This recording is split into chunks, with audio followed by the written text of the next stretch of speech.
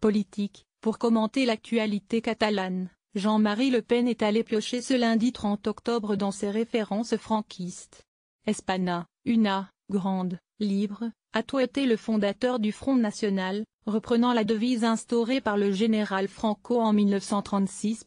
Une façon très provocatrice de défendre l'unité nationale espagnole qui choque outre-Pyrénées, comme le montre la photo publiée en réponse à ce tweet par un journaliste espagnol. Si le Front National ne plaide pas officiellement pour l'unité de l'Espagne et dit appeler au dialogue entre les deux partis, le parti d'extrême droite opposé au régionalisme ne cache pas son hostilité envers le pouvoir catalan. Dès le lendemain du référendum, alors que de nombreux observateurs s'étonnaient de la violence de la répression ordonnée par le pouvoir central, David Rallin renvoyait les Catalans à leurs responsabilités, indiquant qu'il y avait eu des violences des deux côtés. Identité, référendum de carburant frontistes au vrai, le parti de Marine Le Pen est bien embarrassé par la situation. Alors que la candidate frontiste brandissait le peuple comme argument de campagne lors de la présidentielle, la députée du Nord ne peut pas se permettre de condamner trop sévèrement ce qui peut être perçu en France comme une aspiration légitime et populaire à revendiquer une identité, thème ô combien important au TFN. La formation lepéniste a donc choisi 3 angles d'attaque pour contester l'aventure de Carles Puigdemont: l'Union européenne, le gouvernement catalan et l'illégalité du scrutin.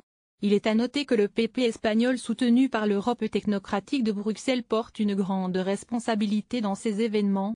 En effet, la politique européenne, en soutenant les revendications régionalistes ou séparatistes, a placé certains États de l'Union dans des situations intenables, dénonce le parti dans un communiqué du 2 octobre. Pointant également l'attitude sectaire des indépendantistes soutenus par l'extrême gauche catalane totalitaire et antidémocratique. Élu dans les Pyrénées-Orientales en Catalogne française, le député FN Louis Alliot ne dit pas autre chose. Je regardais les chiffres, le fameux référendum, c'est quand même 90% de 46% de votants, paraît-il, sans aucun contrôle, ni quoi que ce soit, déclarait-il juste après la déclaration d'indépendance.